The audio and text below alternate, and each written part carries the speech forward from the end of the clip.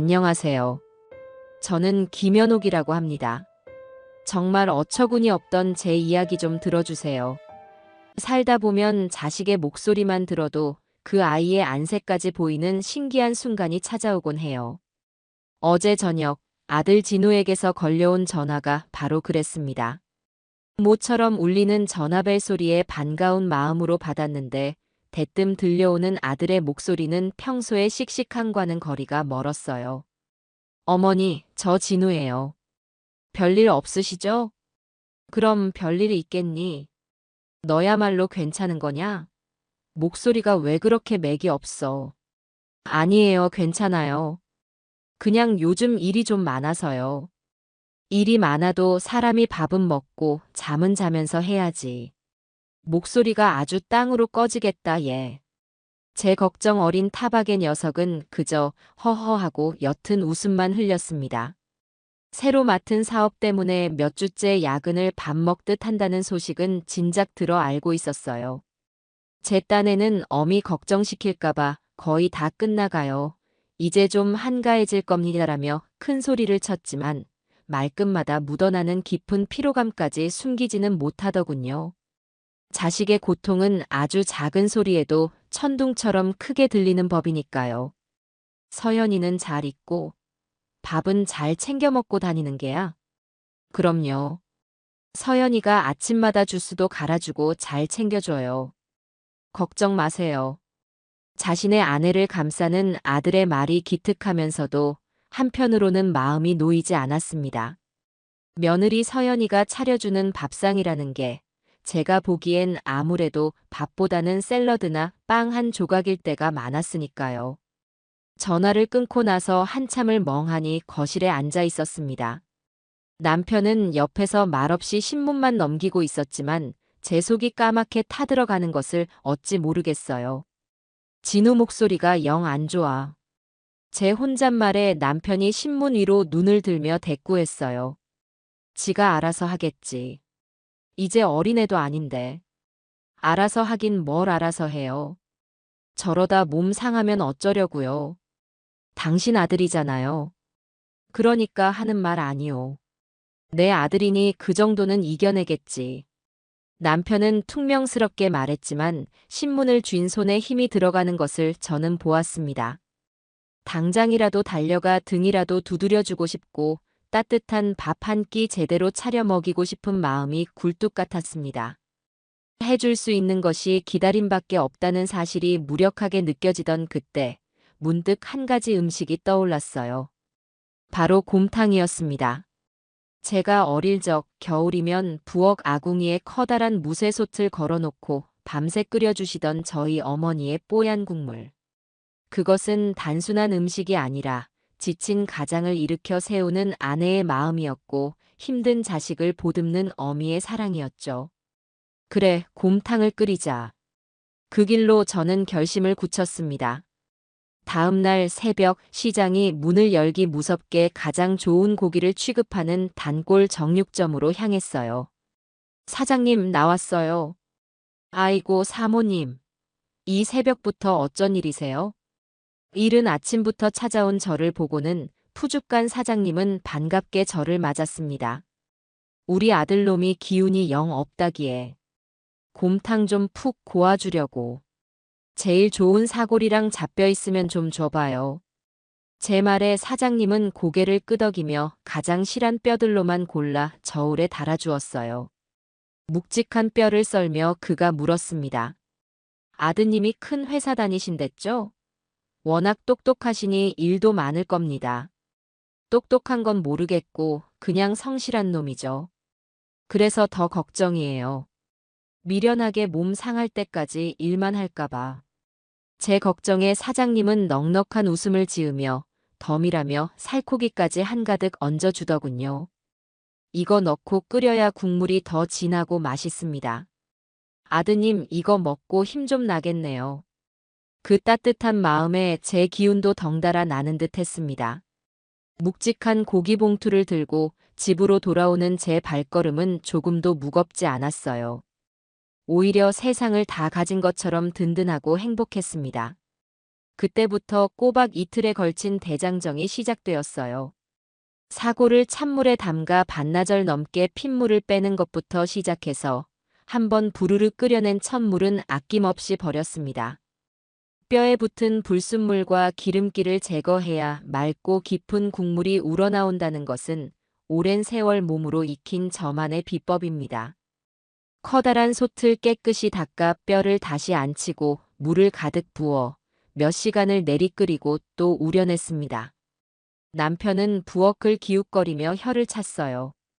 당신도 참 유난이야. 그걸 누가 알아준다고 이 고생을 사서 하오. 알아달라고 하는 게 아니에요. 내 마음이 편하려고 하는 거지. 국물이 뽀얗게 변하기 시작하면 위에 뜨는 기름을 걷어내고 또 걷어냈지요.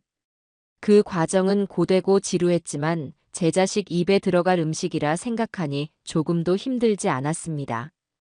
오히려 국자가 솥 바닥을 긁는 소리가 자장가처럼 편안하게 들렸어요. 밤새도록 부엌 불을 환하게 밝혀두고 저는 소파에서 쪽잠을 자며 시간을 확인했습니다. 정성 외에는 아무것도 넣지 않았어요. 세상에 그 어떤 비싼 조미료도 어미의 마음만큼 깊은 맛을 낼 수는 없으니까요. 마침내 뽀얗고 진한 국물이 완성되었을 때 창밖은 다시 밝아오고 있었습니다. 저는 잘 익은 살코기를 먹기 좋게 찢어 고명으로 준비하고 파를 송송 썰어 두었어요. 그리고 가장 큰 들통 냄비에 완성된 곰탕을 가득 담았습니다. 이걸 먹고 다시 기운을 차릴 아들을 생각하니 며칠간의 피로가 눈 녹듯 사라지는 기분이었지요. 뚜껑을 닫자 구수한 냄새가 온 집안을 가득 채웠습니다. 옷을 챙겨 입고 묵직한 냄비를 조심스럽게 안아든 채 아들 집으로 향했어요. 차로 가는 내내 저는 서연히 제 며느리와 아들이 이 곰탕을 받고 얼마나 좋아할까 상상하며 혼자 미소 지었습니다.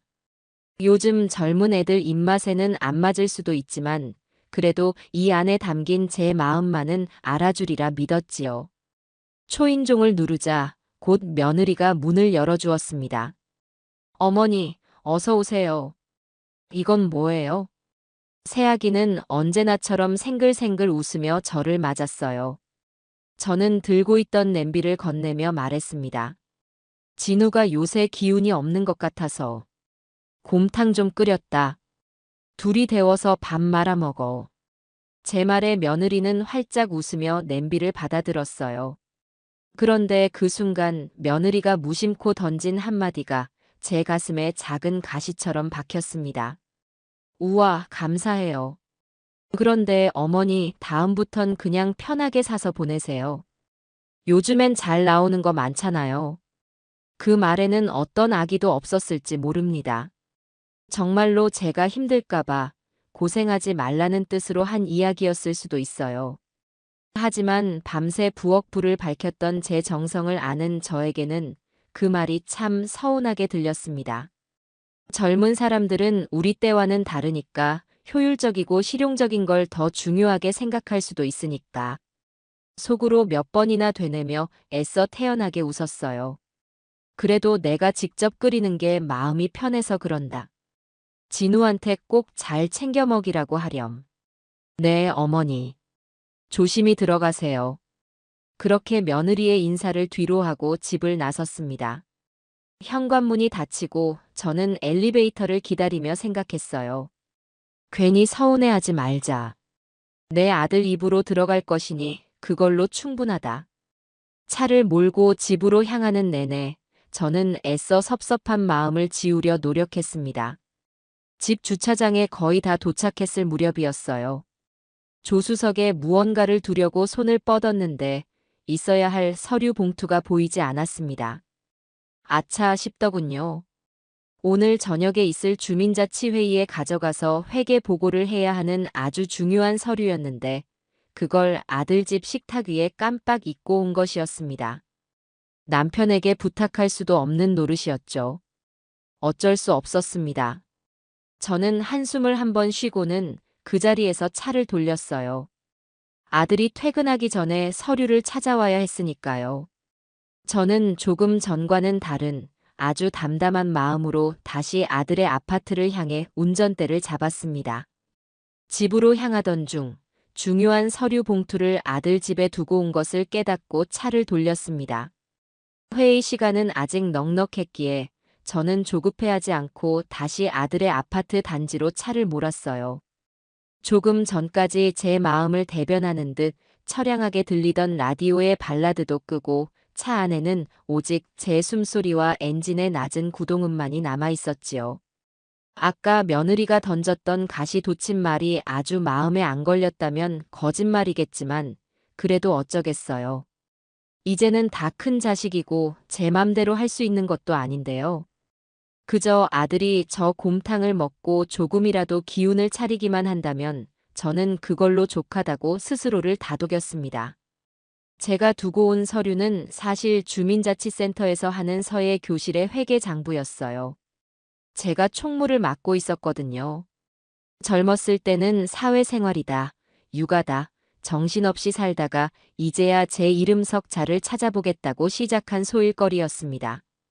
그곳에 가면 저와 비슷한 연배의 친구들과 세상 돌아가는 이야기도 나누고 묵향의 시름을 씻어내기도 하며 큰 위안을 얻곤 했지요. 그 서류가 뭐라고 그 사소한 실수가 저를 다시 그 끔찍한 현장으로 이끌게 될 줄은 꿈에도 몰랐습니다.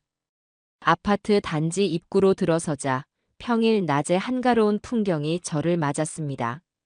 놀이터에서는 아이 몇몇이 즐겁게 웃으며 미끄럼틀을 타고 있었고 벤치에는 어르신들이 앉아 따스한 가을볕 아래 담소를 나누고 계셨죠. 평범하고도 안온한 풍경이었습니다. 주차 공간이 마땅치 않아 단지 뒤편 공터에 차를 세우고 아파트 입구를 향해 걸어가고 있었습니다.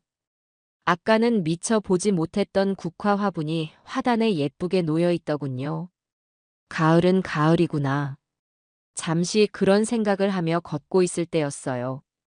저 앞에서 익숙한 인형이 나타나 후문 쪽 재활용 분리수거장으로 향하는 것이 보였습니다.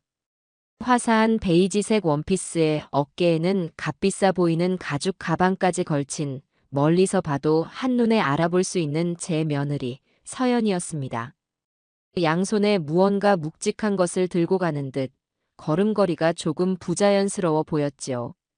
저는 반가운 마음에 아가 하고 부르려다 나도 모르게 입을 막고 근처 화단 커다란 소나무 뒤로 몸을 숨겼습니다. 며느리의 손에 들린 것이 바로 제가 방금 주고 온 꽃무늬 들통 냄비였기 때문이에요. 순간 머릿속이 차갑게 식었습니다. 저걸 들고 왜 저곳으로 가는 것일까? 설마 하는 불길한 예감이 심장을 쇠망치로 내려치듯 쿵쾅거리기 시작했어요. 저는 거친 소나무 껍질에 등을 기댄 채 제발 아니기를 바라며 숨을 죽였습니다. 아니나 다를까 며느리는 곧장 음식물 쓰레기통으로 향했습니다. 마침 다른 동네 주민 한 분이 장을 보고 들어오시는지 양손에 장바구니를 들고 며느리 쪽으로 걸어오자 며느리는 잠시 흠칫하며 냄비를 등 뒤로 숨기는 신용을 했어요. 그 모습에 제 심장이 철렁 내려앉았습니다. 죄를 지은 것이 아니라면 왜 숨기겠어요? 어머, 안녕하세요? 어디 다녀오시나 봐요. 그 아주머니는 며느리 손에 들린 냄비를 보고는 장이라도 봐 온 것이라 생각한 모양이었어요. 아, 네, 안녕하세요. 그냥 잠깐 앞에 좀. 그건 뭐예요? 냄비가 아주 예쁘네. 요즘엔 저런 거 잘 안 나오던데. 동네 주민의 말에 며느리는 어색하게 웃으며 둘러댔습니다. 그 거짓말이 제 귀에는 너무나도 선명하게 들렸지요. 심장이 쿵쿵쿵. 제 귀 바로 옆에서 울리는 것만 같았습니다. 아, 이거요. 냄비 바닥에 뭐가 오래돼서 눌어붙어서요. 지금 버리려는 건 아니고 밖에 수도가에서 철수세미로 좀 닦아볼까 해서요. 집에서 하면 싱크대가 더러워져서요. 아, 그래요? 아주 살림꾼이네. 고생이 많아요. 그럼 들어가세요. 네, 조심히 들어가세요. 주민이 고개를 끄덕이며 아파트 현관으로 사라지자 며느리는 안도의 한숨을 길게 내쉬었습니다. 그리고는 다시 주위를 휙휙 살핀 뒤 제가 소나무 뒤에서 이 모든 것을 지켜보고 있다는 것은 꿈에도 상상하지 못한 채 음식물 쓰레기통 뚜껑을 열었습니다. 그리고는 망설임 없이 냄비 안의 내용물을 그 시커먼 구정물 속으로 쏟아부었어요. 콸콸 쏟아지는 뽀얀 국물을 보며 저는 저도 모르게 손으로 입을 틀어막았습니다. 터져나오려는 비명을 참기 위해서였죠. 모든 것을 쏟아부은 며느리는 텅 빈 냄비를 들고 돌아서려다 잠시 무언가 생각하는 듯 멈춰 섰습니다. 그리고는 다시 쓰레기통을 힐끔 보더니 들고 있던 냄비마저 그 안에 던져버리려고 들어올리는 신용을 했어요. 그 순간 다른 쪽에서 나타난 경비 아저씨가 며느리를 향해 소리쳤습니다. 아니, 거기 세댁. 쇠 붙이는 고철로 버려야지 음식물 쓰레기통에 버리면 어떡해요? 스티커 안 붙여요?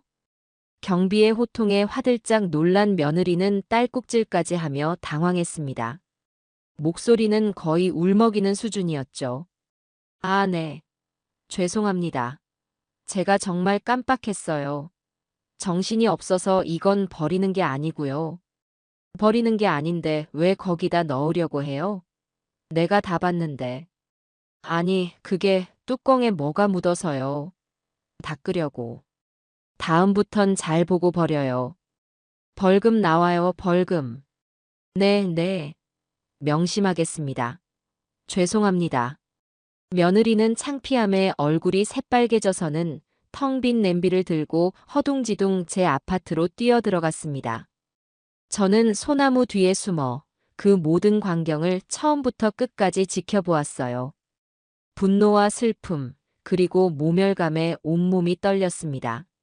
며느리가 완전히 사라진 것을 확인한 뒤에야 저는 나무 뒤에서 비틀거리며 걸어 나왔습니다. 다리에 힘이 풀려 그 자리에 주저앉을 뻔했지만 저는 이를 악물고 음식물 쓰레기통으로 향했어요. 가까이 다가가자 시큼하고 역한 냄새와 함께 제가 밤새 우려낸 곰탕의 구수한 냄새가 뒤섞여 코를 찔렀습니다. 그리고 저는 제 눈으로 직접 확인하고야 말았어요.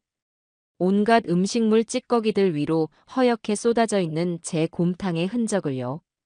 저는 조용히 휴대폰을 들어 그 처참한 광경을 사진으로 찍었습니다. 이제 변명은 통하지 않을 거예요. 절대로요. 저는 차마 아들 집에 들어갈 수가 없었습니다. 서류 봉투 따위는 이미 머릿속에 없었어요. 온몸에 힘이 쭉 빠져나가는 기분이었지요. 가까스로 차에 돌아와 운전석에 앉았지만 핸들을 잡은 손이 부들부들 떨려 도저히 시동을 걸 수가 없었습니다. 저는 그대로 시트에 몸을 기대고 눈을 감았어요. 며느리의 뻔뻔한 거짓말과 경비 아저씨에게 혼나던 우스꽝스러운 모습이 번갈아 떠올랐습니다. 분노보다 먼저 깊은 허탈감이 밀려왔습니다. 제가 대체 무엇을 위해 이 고생을 했나? 내 자식은 저런 여자와 한평생을 살아야 하나? 온갖 생각들이 머릿속을 헤집어 놓았지요. 저는 휴대폰을 들어 딸 아름이에게 전화를 걸었습니다. 무슨 말을 해야 할지도 정하지 않은 채 그저 누군가의 목소리가 듣고 싶었어요. 지금 이 순간 제 편이 되어줄 사람이 절실했습니다. 엄마, 웬일이야 이 시간에. 아름아. 제 목소리가 심하게 떨리고 있다는 것을 저는 그때 알았습니다. 딸은 금세 제 이상한 낌새를 눈치챘어요. 엄마, 왜 그래? 목소리가 왜 그래? 무슨 일 있어? 어디 아파? 아니다, 그냥 목소리가 듣고 싶어서 전화했다. 무슨 소리야? 엄마 지금 울잖아. 나한테 말해봐, 무슨 일이냐고. 오빠네 집에 무슨 일 있어? 새언니가 또 뭐라 그랬어? 딸의 다그침에 결국 눈물이 터져 나왔습니다.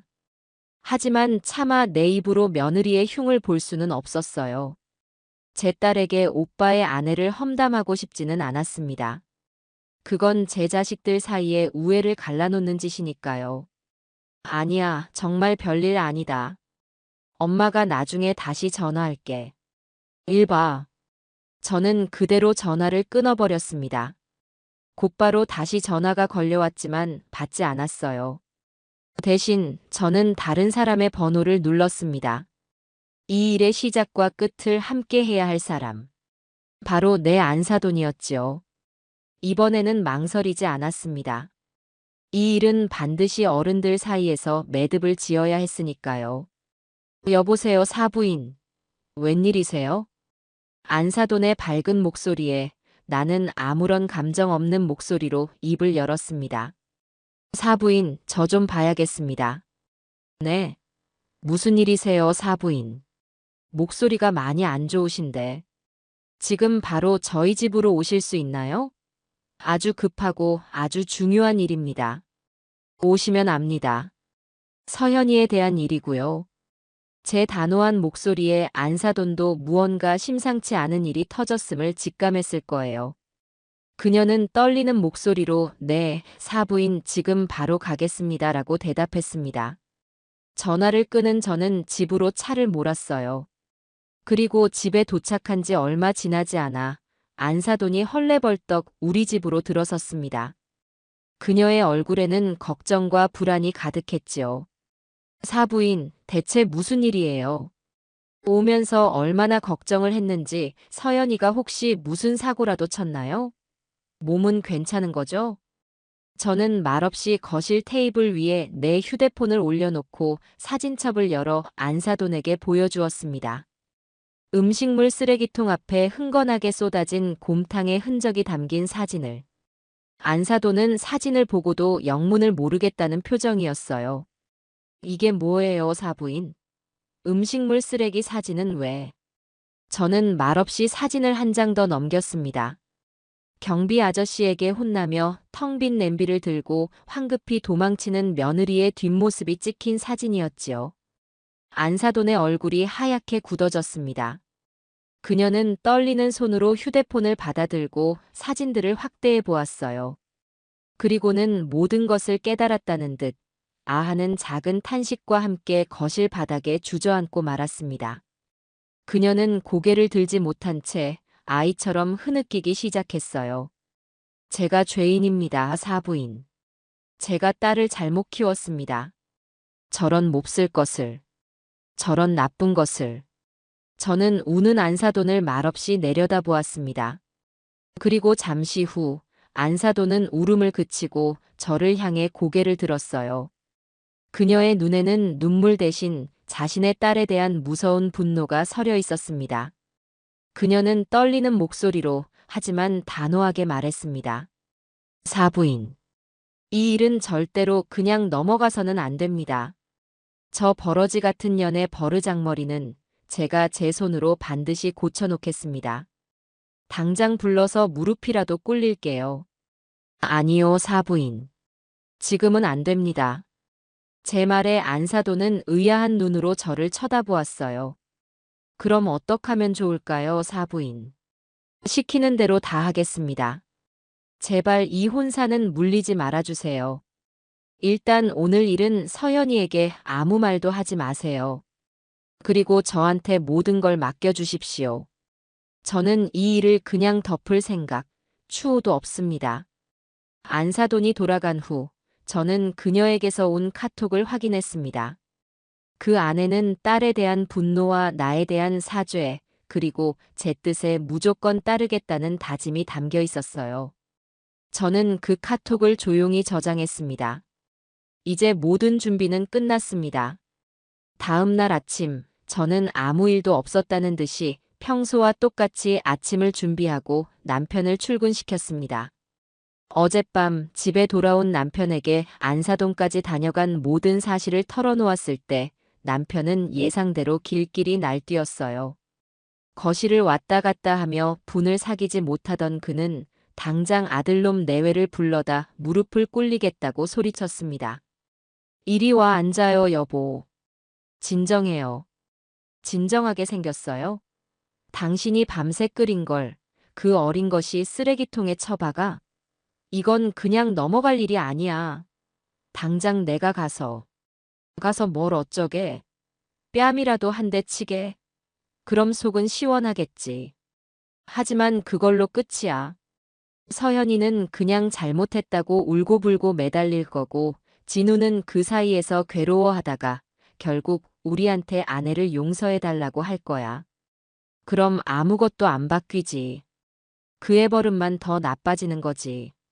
제 차분한 말에 남편은 할 말을 잃은 듯 거친 숨을 몰아쉬었어요. 저는 그런 남편의 손을 잡고 말했습니다. 나한테 생각이 있어요. 그 애가 자신의 잘못이 뭔지, 그 대가가 얼마나 큰지 스스로 깨닫게 할 생각이에요. 그러니 당신은 아무 말도 하지 말고 무조건 나만 믿고 기다려줘요. 알았죠? 남편은 제 단호한 태도에 마지못해 고개를 끄덕였어요. 그렇게 남편을 출근시킨 뒤 오전 내내 집안일을 하며 저는 머릿속으로 수십 번이나 앞으로의 계획을 그리고 지우기를 반복했습니다. 그리고 마침내 결심이 섰을 때 저는 잊어버렸던 서류를 핑계로 다시 아들 집으로 향했어요. 어제와는 전혀 다른 마음가짐이었습니다. 어제는 사랑을 주기 위해 갔다면 오늘은 거짓을 확인하고 심판을 준비하기 위해 가는 길이었죠. 아파트 현관으로 들어서며 저는 어제 며느리가 곰탕을 버리던 바로 그 자리를 무심한 척 한번 쳐다보았습니다. 초인종을 누르자 며느리는 어제와 똑같이 밝은 얼굴로 저를 맞았습니다. 제가 모든 것을 알고 있다는 사실은 꿈에도 모르는 그야말로 천진난만한 얼굴이었죠. 어머니, 어쩐 일이세요? 또 오셨네요. 어제 내가 서류 봉투를 놓고 갔구나. 혹시 식탁 위에 못 봤니? 아, 네. 봤어요. 제가 잘 챙겨뒀죠. 잠시만요. 며느리는 거실로 들어가 제가 일부러 놓고 온 서류 봉투를 가져다 주었어요. 저는 봉투를 건네받으며 아무렇지 않게 부엌 쪽을 쳐다보며 물었습니다. 참, 어제 그 곰탕 냄비는 어디 있니? 그거 내가 아끼는 냄비인데. 제 질문에 며느리는 조금도 당황하는 기색 없이 너무나도 태연하게 거짓말을 했습니다. 어머니, 어제 진우 씨랑 너무 맛있게 다 먹어서 제가 깨끗하게 씻어놨어요. 저기 찬장에 넣어뒀어요. 저는 며느리가 가리키는 찬장을 한번 보고는 다시 며느리에게 시선을 돌렸어요. 그리고는 정말 궁금하다는 듯이 순진한 표정을 지으며 다시 물었습니다. 어머, 정말 그 많은 걸 하루 만에 다 먹었단 말이니? 너희 둘이 먹기에는 너무 많았을 텐데. 한 닷새는 좋게 먹을 양이었는데. 제 되물음에 며느리의 표정에 처음으로 아주 미세한 짜증이 스쳐 지나갔습니다. 하지만 그녀는 곧바로 다시 상냥한 미소를 지으며 대답했어요. 네. 저희 입맛에 딱 맞아서요. 진우 씨가 어찌나 잘 먹던지 저도 덩달아 2그릇이나 먹었어요. 국물이 너무 진해서 밥을 계속 말게 되더라고요.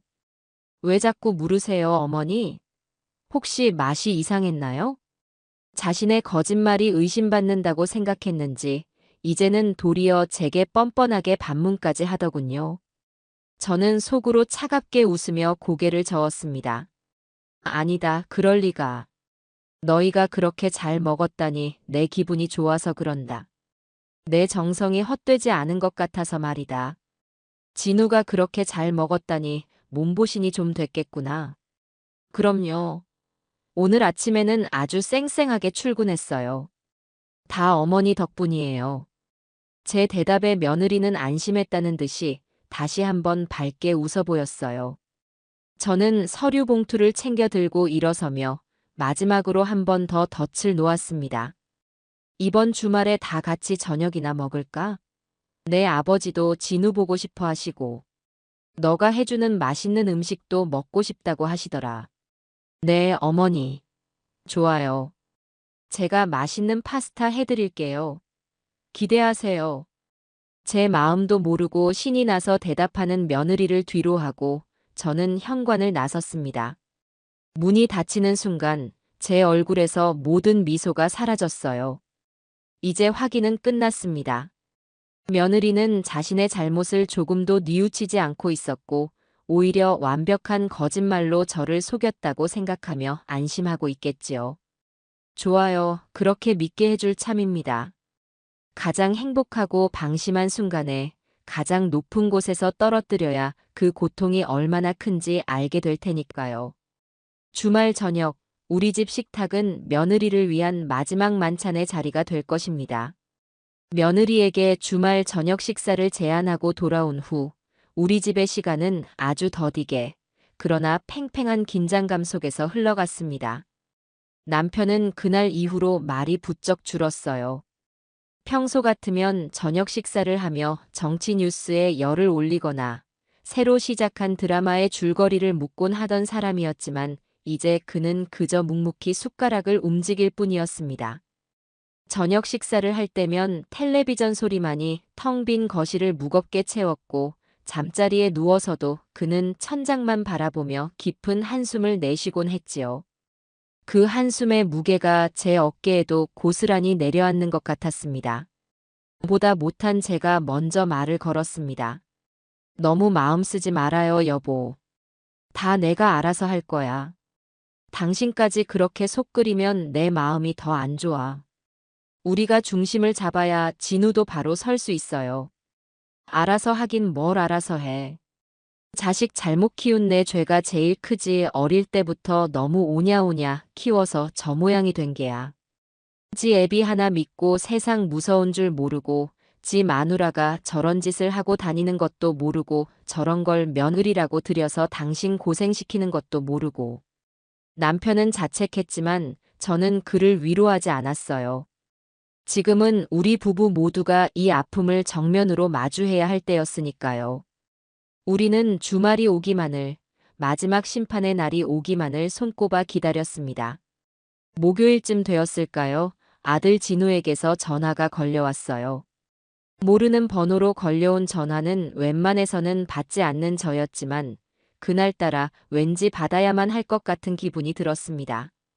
아니나 다를까 아들의 목소리가 들려왔지요. 평소보다 훨씬 밝고 들떠있는 목소리였습니다. 어머니, 저 진우예요. 주말에 저희 가는 거 맞죠? 그럼 약속했는데. 왜 무슨 일 있어? 혹시 회사에 급한 일이라도 생겼니? 아니요, 아니요. 그런 거 아니에요. 그냥 너무 기대돼서요. 서연이가 어머니 댁에 간다고 며칠 전부터 얼마나 좋아하는지 몰라요. 어머니가 해주신 집밥 먹고 싶다고 노래를 불렀거든요. 어제는 백화점 가서 어머니 선물 사야 한다고 저를 얼마나 들들 볶았는지 몰라요.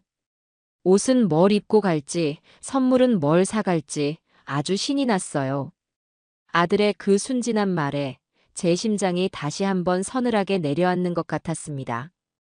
이 아이는 아무것도 모르고 제 아내가 얼마나 무서운 연극을 하고 있는지도 모른 채 그저 주말의 저녁 식사를 기대하고 있었어요. 그 순수한 기대감이 앞으로 닥쳐올 폭풍의 전조 같아 오히려 더 섬뜩하게 느껴졌습니다. 저는 애써 목소리가 떨리는 것을 감추며 다정하게 대답했습니다. 그래.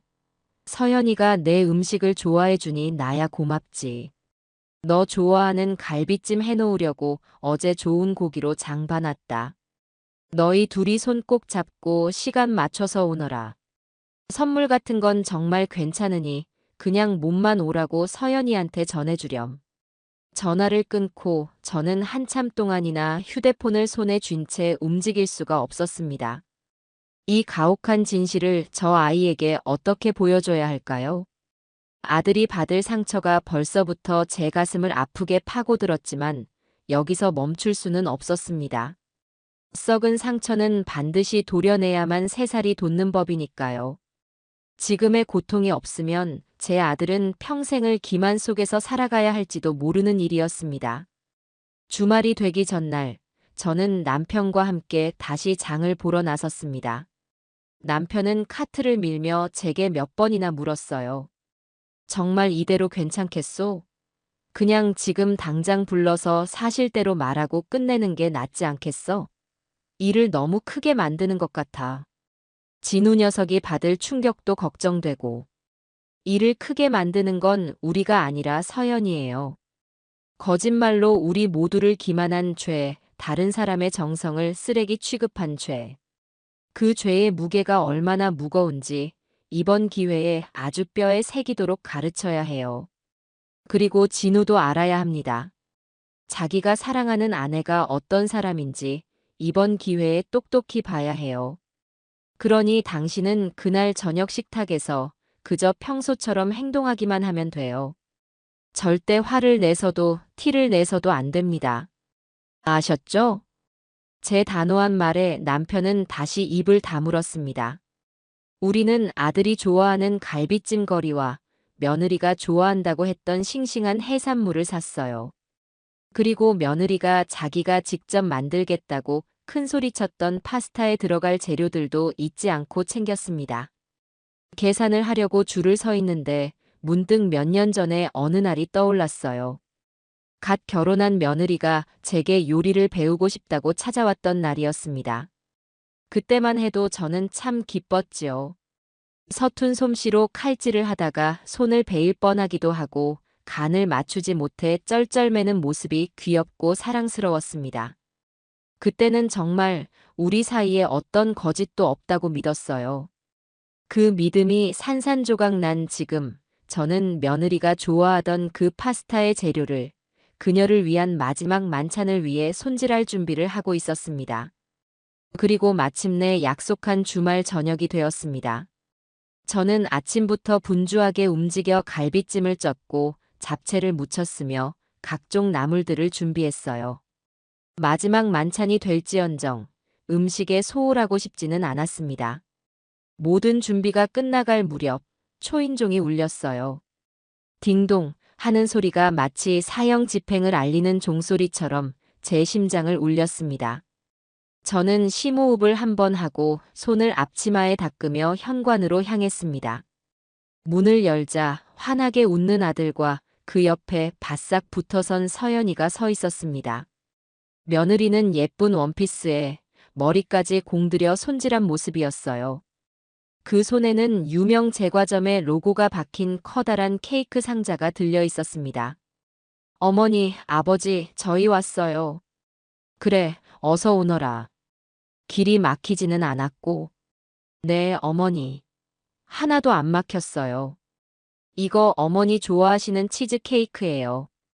이 집이 요즘 제일 유명하대서 아침부터 가서 줄 서서 사왔어요.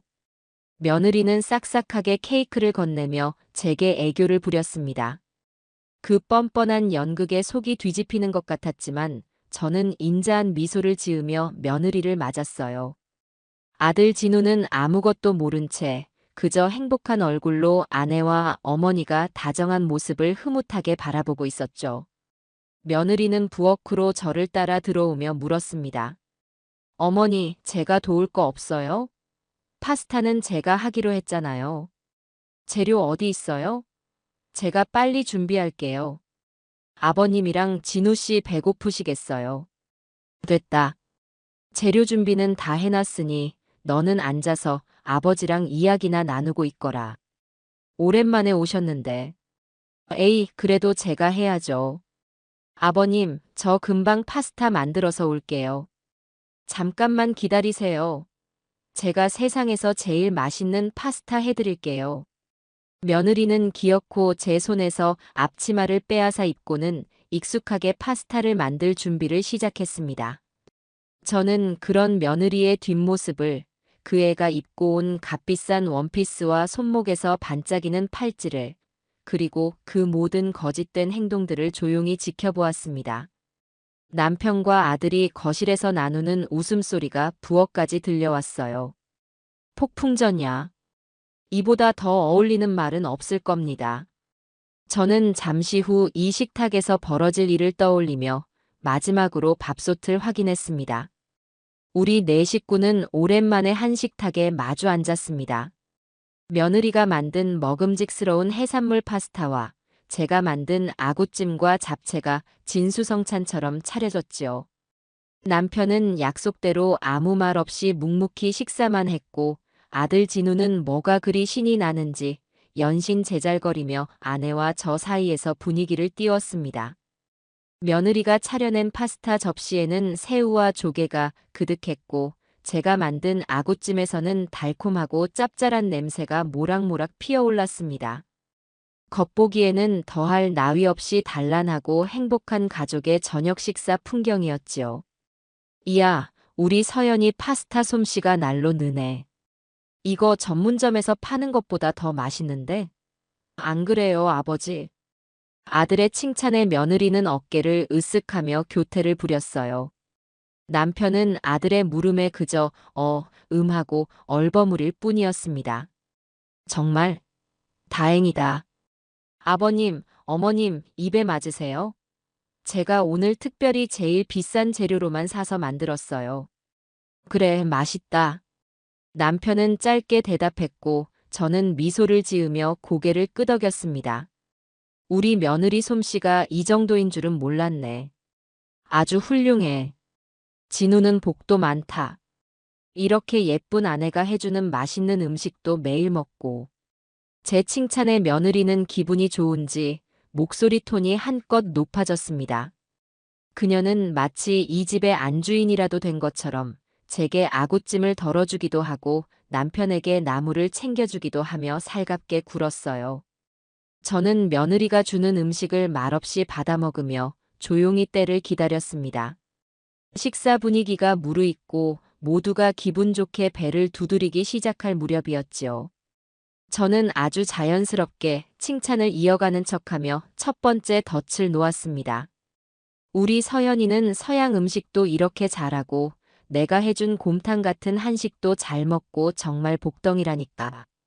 제가 곰탕이라는 단어를 입에 올리는 순간 며느리의 얼굴에 아주 찰나의 순간이었지만 경직된 표정이 스쳐 지나가는 것을 저는 놓치지 않았습니다.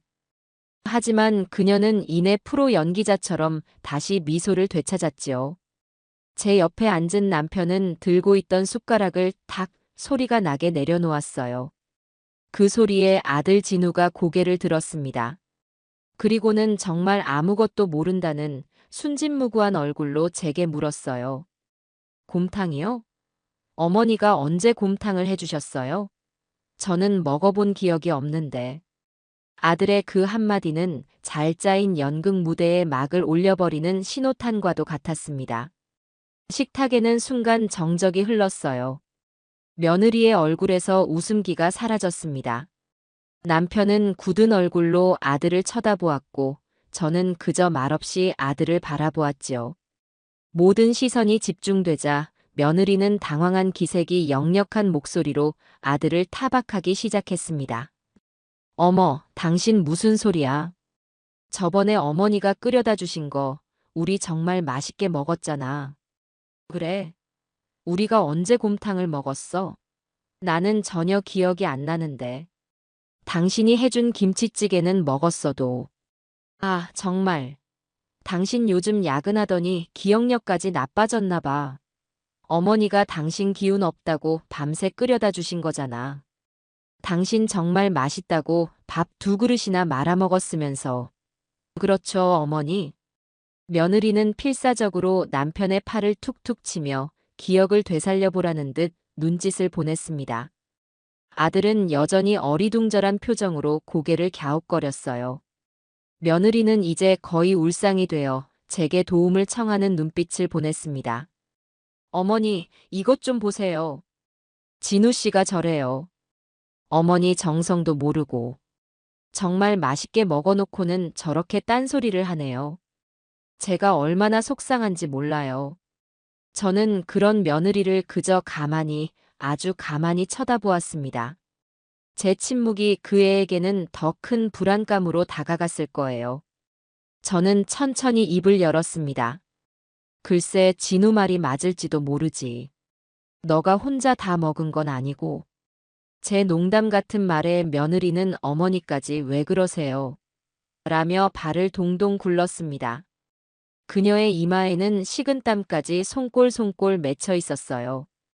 그녀는 이제 거의 애원하는 목소리로 자신의 거짓말을 기정사실로 만들려고 발버둥 쳤습니다. 아니에요.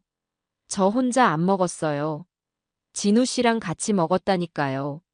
그렇죠, 여보.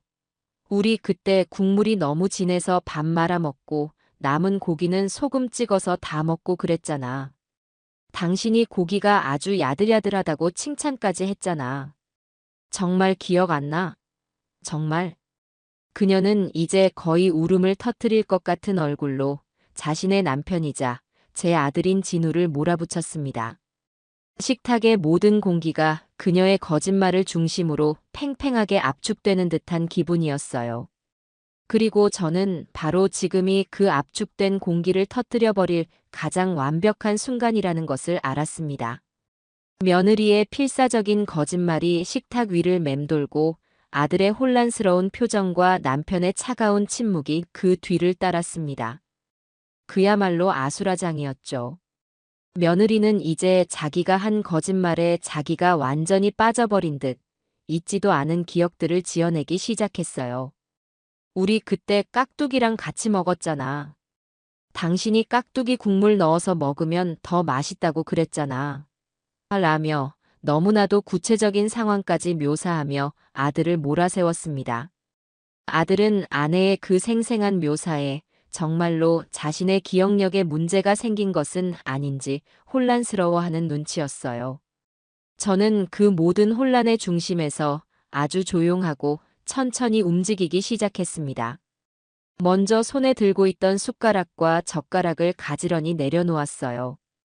달그락하는 작은 소리가 폭풍전야의 정적 속에서 유난히 크게 울리는 듯 했습니다. 그리고는 옆에 있던 냅킨으로 입가를 깨끗이 닦았습니다. 제 침착하고도 의례적인 행동 하나하나에 식탁에 앉은 세 사람의 시선이 전부 제게로 향했지요. 며느리는 이제 더 이상 말을 잇지 못하고 불안한 눈으로 저만 쳐다보고 있었습니다. 저는 가방에 넣어두었던 휴대폰을 꺼내 들었습니다. 잠금 화면을 풀고 사진첩을 여는 제 손가락 움직임은 아주 느리고 정확했어요. 저는 아무 말도 하지 않았습니다. 그저 차가운 침묵 속에서 제 휴대폰 화면을 모두가 볼 수 있도록 식탁 중앙으로 조용히 밀어놓았을 뿐입니다. 화면에는 며칠 전 제가 찍은 사진이 선명하게 떠 있었습니다. 며느리 서연이가 아파트 음식물 쓰레기통 앞에서 제가 가져다 준 곰탕 냄비를 기울여 내용물을 쏟아붓고 있는 바로 그 사진을요. 사진을 본 며느리의 얼굴에서 핏기가 싹 가시는 것이 보였습니다. 그녀의 눈은 지진이라도 난 것처럼 흔들렸고 떡 벌어진 입에서는 아무런 소리도 나오지 못했어요. 아들 진우는 믿을 수 없다는 듯 제 휴대폰과 아내의 얼굴을 번갈아 쳐다보았습니다. 그의 얼굴은 혼란에서 경악으로 그리고 이내 시뻘건 분노로 물들어갔어요. 남편은 그저 말없이 고개를 한번 끄덕였습니다. 모든 것을 확인했다는 듯이요. 거봐, 내 말이 맞았지. 저럴 줄 알았어, 내가. 저 여우 같은 것을. 그 한마디가 기폭제가 되었습니다. 아들이 마침내 폭발했습니다. 목소리는 배신감으로 심하게 떨리고 있었어요. 최서연, 이게 어떻게 된 거야? 설명 좀 해봐. 이게 뭐냐고. 어머니, 이게 대체 무슨 사진이에요? 제가 뭘 잘못 보고 있는 거죠, 지금? 아니지. 이거 오해 맞죠? 아들의 다그침에 며느리는 겨우 정신을 차린 듯 말을 더듬기 시작했습니다. 그녀의 목소리는 형편없이 떨리고 있었지요. 아, 저건 그게 아니에요. 오해예요, 어머니. 진우 씨, 그게 아니라. 정말이에요, 믿어줘요. 오해라니 무슨 오해를 말하는 거니? 내가 내 눈으로 직접 본 광경을 내 손으로 직접 찍은 사진인데. 이게 오해란 말이니? 그럼 저 사진 속에서 내 냄비를 들고 있는 저 여자는 너가 아니란 말이야? 내 눈이 삐었거나 아니면 너랑 똑같이 생긴 다른 여자가 우리 아파트에 살고 있다는 말이니? 제 차가운 물음에 며느리는 고개를 절레절레 저으며 거의 울먹이며 변명을 늘어놓기 시작했습니다. 그 변명이란 것이 너무나도 뻔하고 유치해서 듣는 제 귀가 다 아플 지경이었어요. 그게 냄새가 좀 이상해서요, 어머니. 그날 날씨가 너무 더워서 금방 상한 것 같았어요. 제가 깜빡하고 베란다에 뒀더니 저녁 때 보니까 국물 위에 이상한 맛 같은 게 생기고 시큼한 냄새가 나는 것 같더라고요. 그래서 진우 씨 건강에 안 좋을까봐 제가 그냥 버린 거예요. 정말이에요. 어머니 정성이 너무 아까웠지만 혹시라도 우리 진우 씨 탈이라도 나면 어떡해요. 요즘 계속 야근해서 몸도 약해져 있는데 행여나 배탈이라도 나면 큰일이잖아요. 그래서 정말 어쩔 수 없이 너무 아까워서 저도 울면서 버렸어요. 어머니께는 차마 사실대로 말씀드릴 수가 없어서. 어머니가 밤새 끓이신 건데 제가 보관을 잘못해서 상했다고 하면 얼마나 속상하시겠어요. 그래서 그냥 저희가 다 맛있게 먹었다고 거짓말한 거예요. 죄송해요. 어머니 미리 말씀 못 드려서. 며느리는 이제 거의 울면서 자신의 마지막 변명을 필사적으로 늘어놓았습니다. 남편은 그 꼴을 보더니 기가 차다는 듯 헛웃음을 터뜨렸습니다. 야, 이진우. 너 똑똑히 들었냐? 네 마누라가 지금 너한테 상한 음식을 먹일 뻔했는데 자기가 그걸 막아줬다는 거 아니야. 아주 네 건강을 지극정성으로 챙기는 현모양처 나셨네. 그려. 상까지 줘야 할 판이야, 지금. 남편의 비아냥에 아들의 얼굴이 더욱 굳어졌습니다. 아들은 며느리를 쏘아보며 물었어요. 정말 상했어? 진짜야? 그럼 나한테 말을 했어야지. 왜 어머니한테는 다 먹었다고 거짓말을 해? 상해서 버렸으면 그냥 솔직하게 말씀드리면 되잖아. 그건 어머니 속상하실까봐 그랬지. 당신은 그것도 몰라. 당신 생각해서, 어머니 생각해서 그런 내 마음을 그렇게 몰라주는 거야? 저는 그런 며느리를 향해 아주 조용한 목소리로 물었습니다. 제 목소리는 아마 얼음장보다도 차가웠을 겁니다. 상했는데 그렇게 맛있게 먹었단 말이니? 상한 음식을 네 남편 입에 넣었다는 거야, 지금. 그리고 상한 냄새가 나는 음식을 앞에 두고 진우는 맛있다고 밥을 2그릇이나 말아먹었어. 우리 아들이 그 정도로 미각이 둔한 아이였나? 내가 40년을 키웠지만 우리 아들은 상한 음식은커녕 맛없는 음식도 귀신같이 알아채는 아이인데. 네가 만든 음식이 조금만 짜도 바로 알아채는 애가 상한 곰탕을 그렇게 맛있게 먹었을까? 아니, 그게 아니라 먹기 전에 냄새를 맡아보니까. 그래서 먹지는 않고 버렸다는 말이에요. 진우 씨한테는 그냥 어머니 속상하실까봐 둘러댄 거고요. 그럼 진우가 깍두기 국물까지 타서 먹었다는 건 뭐지? 상한 음식에 깍두기 국물을 타서 먹었어, 우리 아들이. 그리고 너는 방금 전에 이 식탁에서 뭐라고 했니? 내가 끓인 곰탕이 너무 맛있어서 국물 한 방울 안 남기고 다 먹었다고 하지 않았어. 네 입으로 직접.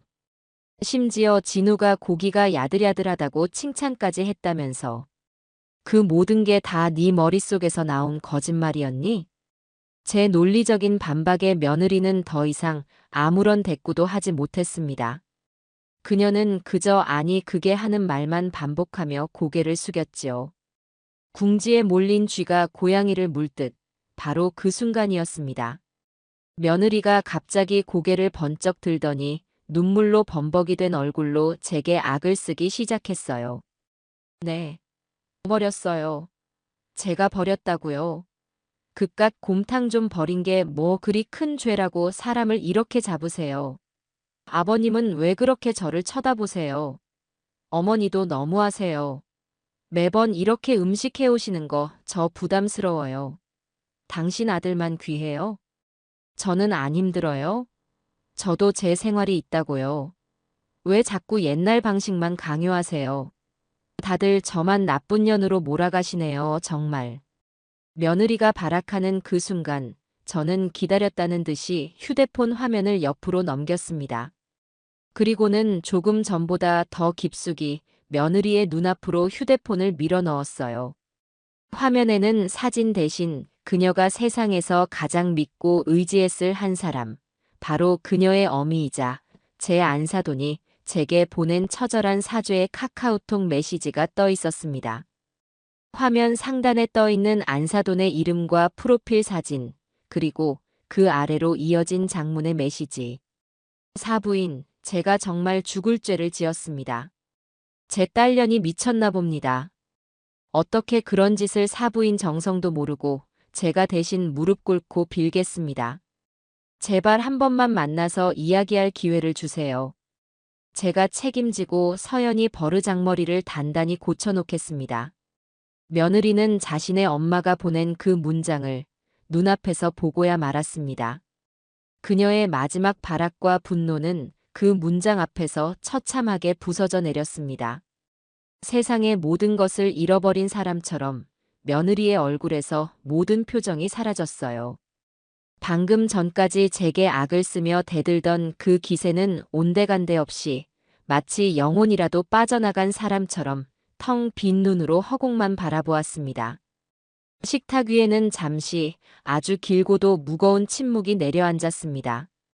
거실 벽에 걸린 괴종시계의 똑딱거리는 소리가 마치 사형수의 마지막 시간을 재는 소리처럼 유난히 크게 들려왔지요. 아들 진우는 아내의 그런 모습을 보고 더 이상 화를 내지도 다그치지도 못했습니다. 그저 참담한 표정으로 무너져 내린 제 아내를 바라볼 뿐이었어요. 남편은 그런 아들의 어깨를 한번 툭 치고는 제게 나직이 말했습니다. 물론 반말로요. 이제 그만하면 됐어. 저런 거랑 더 이상 말 섞을 필요도 없어. 갑시다, 여보. 남편의 말에 며느리는 마치 꿈에서 깨어난 사람처럼 움찔하고 몸을 떨었습니다. 그리고는 천천히, 아주 천천히 고개를 들어 저를 바라보았어요. 그 눈에는 더 이상 분노도 변명도 아무것도 남아있지 않았습니다. 오직 모든 것을 체념한 자의 깊은 절망만이 고여 있었지요. 그녀는 의자에서 스르르 미끄러져 내렸습니다. 의자가 뒤로 넘어가며 쿵 하는 소리를 냈지만 아무도 신경 쓰지 않았어요. 며느리는 조금의 망설임도 없이 차가운 거실 바닥에 그대로 무릎을 꿇었습니다. 그리고는 제 다리를 향해 벌레처럼 기어오기 시작했어요. 어머니 제가. 며느리는 제 다리를 붙잡고 제대로 된 문장도 만들지 못한 채 그저 잘못했다는 말만 아이처럼 반복했습니다. 어머니 제가 정말 죽을 죄를 지었어요. 제발 용서해 주세요. 제가 다시는 안 그럴게요. 네. 어머니 한 번만. 제발 한 번만 봐주세요. 그녀는 제 바짓가랑이를 붙잡고 이마가 바닥에 닿을 듯 고개를 숙이며 싹싹 빌기 시작했습니다. 어깨는 가늘게 떨리고 있었고 등은 금방이라도 부서질 것처럼 위태롭게 흔들렸지요. 아들은 차마 그 광경을 보지 못하고 고개를 돌려버렸습니다. 남편은 역겹다는 듯 혀를 차며 자리에서 일어나 창가로 가버렸어요. 저는 그 모든 상황 속에서 미동도 없이 제 다리에 매달린 며느리를 그저 차갑게 내려다볼 뿐이었습니다. 어머니 제가 정말 미쳤었나 봐요. 제가 왜 그랬는지 모르겠어요. 어머니 정성도 모르고. 제발 이번 한 번만. 저는 제 다리를 붙잡은 며느리의 손을 아주 조용하고 단호하게 떼어냈습니다. 며느리는 깜짝 놀라 저를 올려다보았어요. 저는 그 애의 눈을 똑바로 마주하며 제 입에서 나올 수 있는 가장 차가운 목소리로 그러나 아주 또렷하게 말했습니다. 이미 늦었다. 제 한마디에 며느리의 울음소리가 거짓말처럼 멎었습니다. 그녀는 마치 세상의 끝을 선고받은 사람처럼 그 자리에 망연자실하게 주저앉았어요. 저는 자리에서 일어나 며느리를 그대로 두고 아들에게로 향했습니다. 그리고 아들의 눈을 보며 말했지요. 진우야, 나는 오늘 내 아들이 참 안쓰럽다는 생각이 드는구나. 자기 아내가 어떤 사람인지도 모르고 제 어미의 정성을 제 아내의 거짓말로 받아먹고 있었다니 말이다. 이건 내 가정의 일이야. 바닥에 엎드려 있는 내 아내를 일으켜 세우든 같이 빌든 아니면 내쫓든 이제부터는 너가 알아서 하렴. 하지만 이것 하나만은 알아두거라. 저 아이는 더 이상 내 며느리가 아니다. 제 선언에 아들의 얼굴이 하얗게 질렸습니다. 하지만 저는 더 이상 아들을 보지 않았어요. 저는 부엌으로 성큼성큼 걸어갔습니다. 그리고 며느리가 설거지통에 처박아 둔 빈 곰탕 냄비를 꺼내 들었어요. 며느리는 제 행동에 기겁하며 저를 막으려고 했지만 저는 그 애를 가볍게 밀어냈습니다. 이 냄비는 내 어머니가 물려주신 귀한 우리 집안 물건이다. 이런 귀한 것을 쓰레기통에 버리는 사람에게는 더 이상 맡겨둘 수 없겠구나. 저는 빈 냄비를 들고 현관으로 향하며 마지막으로 며느리와 아들에게 통보했습니다. 오늘 이후로 내가 먼저 연락하기 전까지는 나를 찾아올 생각도 전화할 생각도 말아라. 특히 너 서연이. 나는 더 이상 네 거짓말을 들어줄 생각도 네 얼굴을 보고 싶은 마음도 없다. 네가 버린 것이 무엇인지, 네가 저지른 잘못이 어떤 것인지 스스로 깨닫기 전까지는 너는 이 집안 사람이 아니다. 남편은 말없이 현관문을 열어주었습니다. 저는 뒤도 돌아보지 않고 빈 냄비를 든 채 그 집을 나섰어요. 문이 닫히기 직전 망연자실하게 서 있는 아들과 절망적으로 우는 며느리의 모습이 보였지만 제 마음은 조금도 흔들리지 않았습니다. 분노와 슬픔은 이미 지나갔어요. 이제 남은 것은 오직 내 아들의 가정을 어떻게 바로 세울 것인가에 대한 냉정한 고민뿐이었습니다. 심판은 끝났고 이제 그들이 스스로 죗값을 치를 시간이 시작된 것입니다. 남편이 말하더군요. 속은 좀 후련해? 후련할 게 뭐가 있어요. 자식 잘못 둔 죄로 늙어서 이게 무슨 꼴이람. 내 말이 그 말이야. 저런 걸 며느리라고. 아니, 며느리는 고사하고 저런 걸 아내라고 데리고 살아야 하는 우리 진우놈 인생이 불쌍해서 어떡한담. 당신은 괜찮아? 마음 많이 상했지? 나는 괜찮아요. 상처받은 건 사실이지만 저런 애한테 내 인생까지 휘둘리고 싶지는 않네요. 지금부터는 진우가 걱정이지. 저 착하고 무른 녀석이 이 일을 어떻게 감당할지. 우리는 집에 도착할 때까지 아들 걱정만 했습니다. 며느리에 대한 분노나 원망은 이미 그 가치를 잃어버린 지 오래였어요.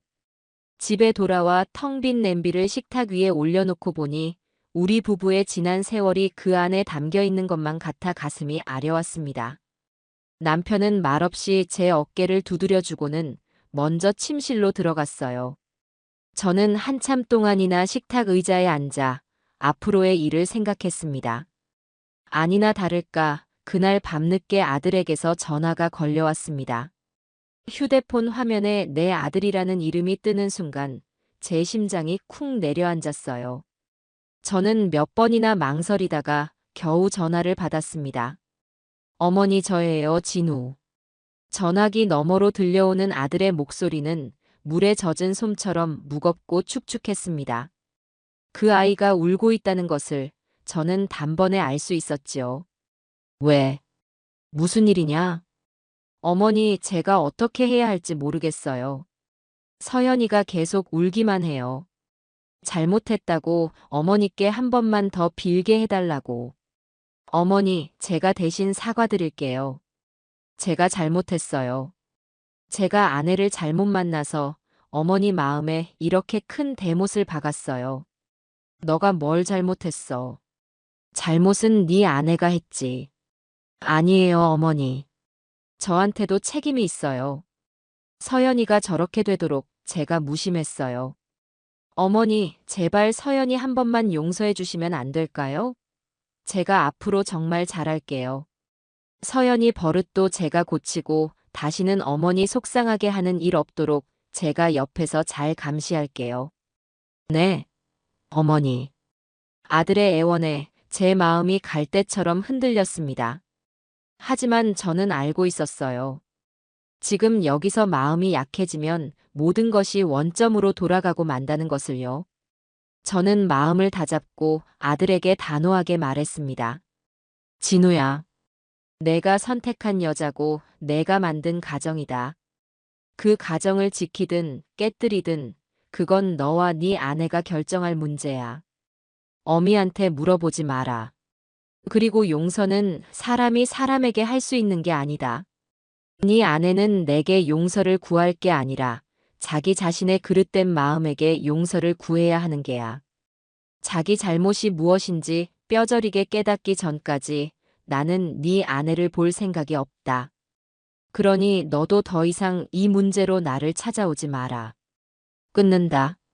저는 아들의 울음소리를 뒤로하고 냉정하게 전화를 끊었습니다.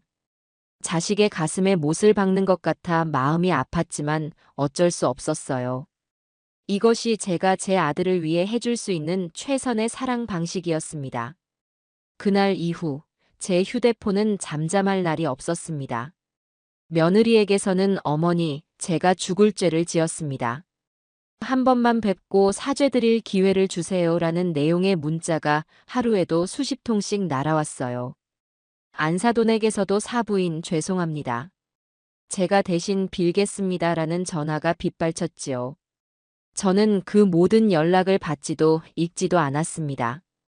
그리고는 며칠 뒤 두 사람의 번호를 모두 차단해버렸어요. 며느리의 생일이 다가왔을 때였습니다. 아들이 풀이 죽은 목소리로 제게 전화를 걸었어요. 어머니, 이번 주 금요일이 서현이 생일인데 혹시 저녁이라도 한번. 됐다. 네 아내 생일은 너희끼리 챙겨라. 나는 상관없는 사람이다. 맛있는 거나 사주고 선물이나 좋은 거 사줘. 나는 그럴 마음 없으니. 어머니 그래도. 진우야. 어미 말귀를 그렇게 못 알아듣겠니? 나는 그 애와 엮이고 싶지 않다고 분명히 말했다. 네가 정 그렇다면 앞으로는 너도 보지 않을 생각이다. 제 단호한 말에 아들은 더 이상 아무 말도 하지 못하고 전화를 끊었습니다. 그리고 며칠 뒤 딸 아름이에게서 연락이 왔어요. 며느리가 아름이에게까지 연락해서 저를 좀 설득해달라고 울고불고 매달렸다는 것이었습니다.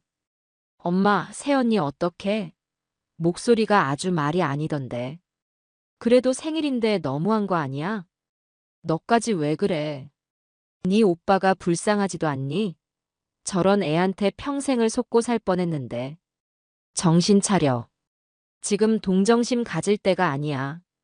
제 꾸짖음에 딸은 알았어. 엄마하고는 기어들어가는 목소리로 대답했습니다.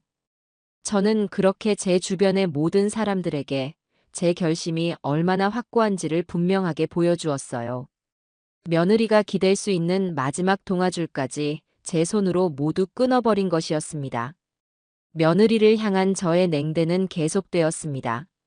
시댁의 큰 행사인 아버님 제사가 다가왔을 때 그 냉혹함은 절정에 달했지요. 친척들이 다 모이는 아주 중요한 날이었기에 며느리는 어떻게든 제 마음을 돌려 관계가 회복된 것처럼 보이려고 애를 썼습니다. 제사 며칠 전 며느리는 비싼 한우 세트와 제 취향의 옷까지 사들고 예고도 없이 집 앞에 찾아왔어요. 어머니, 잠시만이라도 문 좀 열어주세요. 이야기 좀 들어주세요. 저는 인터폰 화면으로 며느리의 모습을 확인하고는 한숨을 내쉬며 문을 열었습니다. 며느리는 그새 얼굴이 반쪽이 되어 있었지만 제 마음은 조금도 흔들리지 않았어요. 무슨 일이니? 어머니, 이거 어머니 좋아하시는 걸로 준비했어요. 그리고 곧 제사잖아요. 다른 사람들 보기 그러니 제사 날만이라도 저를 좀 받아주시면 안 될까요? 제가 가서 음식 준비도 다 하고 설거지도 다 할게요. 제발요, 어머니. 며느리는 제게 선물을 내밀며 가식적인 용서를 구했습니다. 저는 그 선물을 받아들고는 그대로 현관문 밖에 내려놓았습니다. 나는 뇌물 같은 건 받지 않는다. 그리고 나는 배우가 아니야. 사람들 눈이 무서워서 거짓된 연극을 할 생각은 추호도 없다. 네가 만든 상황이니 친척들 질문도 네가 직접 답하렴. 제사에 오든 말든 그것도 네 마음대로 해라. 하지만 나는 너를 없는 사람 취급할 것이다. 저는 그 말만 남기고 며느리의 면전에서 문을 닫아버렸습니다. 문 밖에서 며느리가 절망적으로 우는 소리가 들려왔지만 저는 돌아보지 않았어요. 결국 제삿날 며느리는 오지 않았습니다. 아들 혼자 굳은 얼굴로 제사를 지내러 왔지요. 친척들은 모두 며느리가 왜 오지 않았냐고 물었지만 저는 그저 몸이 좀 아프답니다 라고만 둘러댔습니다. 아들은 그 모든 상황 속에서 죄인처럼 고개만 숙이고 있었어요. 그날 이후 아들 부부의 관계는 최악으로 치달았습니다. 아들은 집에 거의 들어가지 않았고 며느리는 혼자 있는 시간이 길어지자 더욱더 불안해하며 제게 매달렸지요. 한 번은 아이를 봐달라는 급한 부탁을 해온 적도 있었습니다. 아이가 다니는 유치원에서 갑자기 수족구가 돌아 긴급 휴원을 하게 되었다는 것이었어요. 마침 며느리는 중요한 출장이 잡혀 있었고요. 어머니, 정말 죄송해요. 딱 하루만이라도 윤호를 좀 봐주시면 안 될까요? 제가 이렇게 부탁드릴게요. 전화기 너머로 들려오는 며느리의 목소리는 그야말로 절박함 그 자체였습니다. 저는 잠시 고민했어요. 아무 잘못 없는 제 손주가 눈에 밟혔기 때문입니다. 나는 너를 도와줄 마음은 없다. 하지만 내 손주가 보고 싶구나. 그러니 아이만 우리 집으로 보내렴. 너는 오지 말고. 저는 며느리와의 선을 분명히 그었습니다. 결국 그날 아들이 회사에 급히 반차를 내고 아이를 저희 집에 데려다 주었어요. 저는 손주와 즐거운 시간을 보냈지만 며느리는 출장 내내 마음을 졸여야만 했습니다. 시어머니의 도움이 없으면 아무것도 할 수 없는 자신의 처지를 아마 뼈저리게 실감했을 겁니다. 그렇게 며느리의 세상은 점점 무너져 내리고 있었습니다. 남편은 이혼을 요구했고 친정엄마는 저를 볼 면목이 없다며 딸을 외면했어요. 시댁 식구들은 모두 그녀를 없는 사람 취급했고 하나뿐인 아들마저 그녀의 편이 되어주지 않았습니다. 모든 것을 잃고 나서야 며느리는 비로소 깨닫기 시작했습니다. 자신이 버린 것이 단순히 곰탕 한 그릇이 아니었다는 사실을요. 그것은 자신을 사랑해주던 사람들의 마음이었고 자신이 굳건히 발 딛고 서 있던 세상 그 자체였다는 것을 말입니다. 그날 이후 제 세상에서 며느리라는 존재는 완전히 지워진 듯 했습니다. 아들 진우는 더 이상 제게 아내의 안부를 묻거나 용서를 구하지 않았고 안사돈 또한 모든 것을 제게 맡기겠다는 약속을 지키려는 듯 감감무소식이었어요. 시간은 무심하게 흘러 계절이 바뀌고 바람의 냄새가 달라졌습니다. 저는 서예 교실에 다시 열심히 나갔고 친구들과 등산을 다니기도 하며 텅 빈 마음을 애써 채우려 노력했어요. 하지만 밤이 되어 잠자리에 누우면 어쩔 수 없이 아들 내외의 일이 생각나 잠을 설치곤 했습니다. 겉으로는 아무렇지 않은 척했지만 제 마음속 깊은 곳에서는 여전히 그날의 상처가 아물지 않고 있었던 게지요. 그러던 어느 날 아들에게서 전화가 왔습니다. 한동안 연락이 뜸했던 터라 저는 덜컥 겁부터 났어요. 진우야, 무슨 일이니? 별일 없는 거지? 네, 어머니. 별일 없어요. 그냥 목소리 듣고 싶어서요. 아버지는 잘 계시죠? 아들의 목소리는 예전보다 한결 차분해져 있었지만 그 안에 담긴 깊은 피로감은 숨길 수가 없었습니다. 저는 아들이 무언가 할 말이 있다는 것을 직감했지요. 그래. 있다. 무슨 일이 있으면 어미한테 말해라. 속에 담아두지 말고. 제 말에 아들은 한참을 침묵하다가 겨우 입을 열었습니다. 어머니, 서연이 집 나갔어요. 뭐? 집을 나가? 그게 무슨 소리야?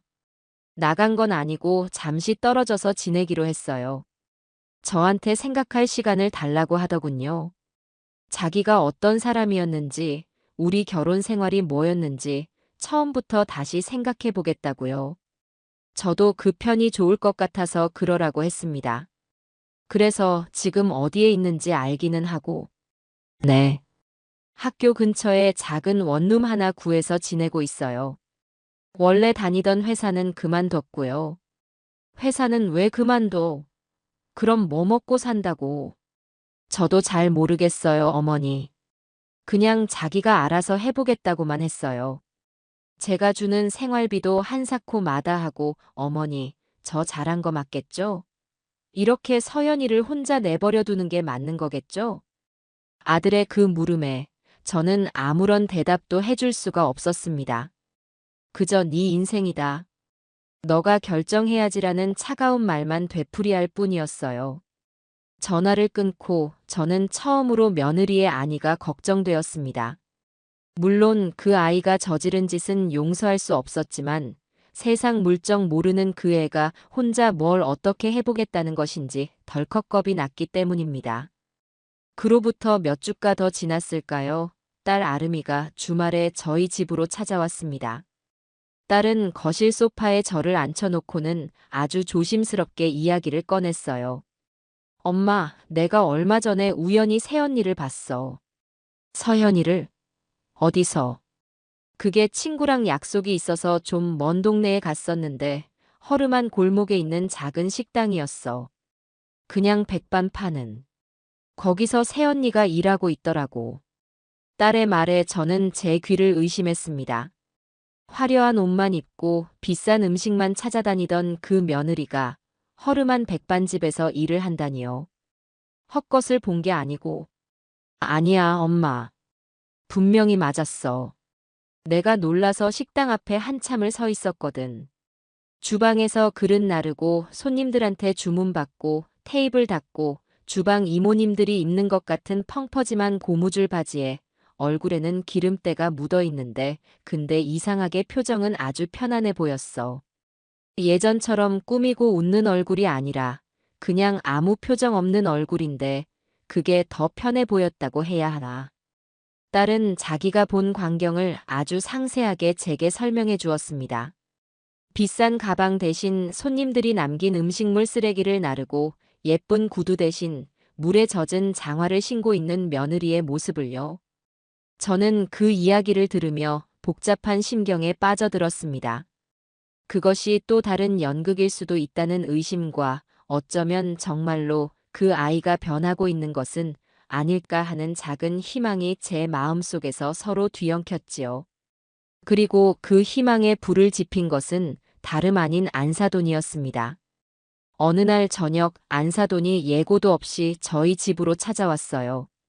예전처럼 비싼 선물을 들고 온 것이 아니라 시장에서 사온 것이 분명한 찐 옥수수 한 봉지를 들고서요. 그녀는 제 앞에 고개를 숙이며 아주 힘겹게 입을 열었습니다. 사부인 제가 염치 없는 줄은 알지만 꼭 드리고 싶은 말씀이 있어서 왔습니다. 저는 말없이 그녀를 식탁에 앉혔습니다. 안사도는 자리에 앉아서도 한참을 망설이다가 자신의 딸 이야기를 시작했어요. 사실 저도 아름이 아가씨처럼 서연이가 일하는 식당에 몰래 가봤습니다. 제 딸이지만 정말 믿을 수가 없어서요. 그런데 정말이더군요. 쥐뿔도 할 줄 아는 게 없는 애가 거기서 설거지를 하고 바닥을 닦고 제 마음이 찢어지는 것 같았지만 한편으로는 고맙기도 했습니다. 뭐가요? 그 식당 주인 할머니가 아주 무서운 분이시더군요. 제가 구석에 앉아서 보고 있는데 서연이가 손님이 남긴 반찬을 아깝다고 집어 먹으려다가 그 할머니한테 아주 호되게 혼나는 걸 봤어요. 손님이 남긴 건 음식이 아니라 쓰레기다. 음식 만드는 사람이 그런 천박한 짓을 하면 못 써. 하면서요. 그런데 서연이가 아무 대꾸도 안 하고 그저 죄송합니다, 할머니. 다시는 안 그러겠습니다 하고 고개를 숙이더군요. 예전 같았으면 자존심 상한다고 그 자리에서 앞치마를 벗어 던졌을 아이인데 말입니다. 안사도는 눈물을 훔치며 말을 이었습니다. 그 식당 주인 할머니가 서연이에게 음식을 만드는 사람의 마음가짐을 가르쳐주고 있다는 것이었습니다. 쌀 한 톨, 멸치 한 마리도 허투루 버리지 못하게 하고 손님상에 나가는 모든 음식에는 만드는 사람의 정성이 담겨야 한다고 매일같이 호통을 친다고요. 그리고 며칠 전에는 서연이가 처음으로 월급을 탔다며 그 돈으로 가장 먼저 시장에 가서 사고를 한 아름 사더라는 것이었습니다. 그 애가 저한테 전화를 했더군요. 곰탕을 어떻게 끓여야 하냐고요. 자기가 평생 먹어본 것 중에 사부인이 끓여주신 곰탕이 제일 어려웠던 음식 같다고요. 그래서 자기 손으로 꼭 한번 끓여보고 싶다고요. 안사돈의 말을 듣는 순간 제 마음속을 굳게 걸어 잠그고 있던 빗장이 덜컹하고 풀리는 소리가 났습니다. 그 아이가 변하고 있었습니다. 아니, 변한 것이 아니라 이제야 진짜 자기 자신을 찾아가고 있는 것이겠지요. 저는 그날 밤 아주 오랜만에 깊은 잠을 잘 수 있었습니다. 그로부터 며칠 뒤였습니다. 창밖에는 차가운 가을비가 추적추적 내리고 있었어요. 저는 거실 소파에 앉아 뜨개질을 하며 창밖으로 떨어지는 빗줄기를 하염없이 바라보고 있었습니다. 남편은 출근했고 집안에는 괴종식의 소리와 빗소리만이 가득했지요. 바로 그때였습니다. 딩동하고 아주 조심스러운 초인종 소리가 들렸어요. 이 시간에 찾아올 사람이 없는데 누구일까? 저는 인터폰 화면을 켰습니다. 그리고 화면에 비친 사람의 모습을 보고 저는 숨을 멈췄습니다. 며느리 서연이었습니다. 비를 흠뻑 맞아 어깨가 축축하게 젖은 채 양손으로는 커다란 냄비를 소중하게 감싸 안고 있었어요. 제가 주었던 것과 똑같은 꽃무늬 냄비였습니다. 아마 저를 생각하며 일부러 똑같은 것을 찾아 헤맸겠지요. 며느리는 인터폰 카메라를 보고는 아무 말도 하지 않고 그저 고개만 깊이 숙였습니다. 저는 아무런 대답도 하지 않았어요. 그러자 며느리는 현관문 앞 차가운 바닥에 그대로 무릎을 꿇었습니다. 그리고는 자기가 가져온 냄비를 무릎 위에 올려놓고 비를 맞으며 저를 기다리기 시작했어요. 저는 소파에 돌아와 다시 뜨개질을 시작했습니다. 하지만 손에 일이 잡히지 않았어요. 눈은 뜨개 코를 향해 있었지만 제 온 신경은 현관문 밖에 며느리에게 쏠려 있었습니다. 10분이 지나고 30분이 지났습니다. 밖에 빗줄기는 점점 더 굵어지고 있었어요. 남편에게 전화가 왔습니다. 집에 무슨 일 있어? 아파트 입구에서부터 서연이가 무릎 꿇고 있다는 소문이 동네에 파다해. 당장 문 열어주지 않고 뭐 하는 거야? 당신은 가만히 있어요. 이건 내가 알아서 할 문제예요. 저는 남편의 전화를 끊고 다시 인터폰 화면을 켰습니다. 며느리는 1시간 전과 똑같은 자세로 꼼짝도 하지 않고 비를 맞고 있었어요. 그 모습을 보는 제 마음은 천갈래 만갈래로 찢어지는 것 같았습니다. 분노와 원망, 그리고 연민과 안쓰러움이 뒤섞여 제 속을 헤집어 놓았지요. 시간이 얼마나 더 흘렀을까요? 창밖이 어둑어둑해지기 시작했습니다. 퇴근 시간인지 아파트 단지 안으로 들어오는 사람들의 발걸음 소리가 들려왔어요. 사람들이 모두 현관문 앞에 무릎 꿇고 있는 며느리를 보며 수군거렸지만 며느리는 전혀 아랑곳하지 않았습니다. 그저 굳건히 그리고 묵묵히 제 용서를 기다리고 있었어요. 그리고 저는 그 끈질긴 기다림 앞에서 마침내 무너지고 말았습니다.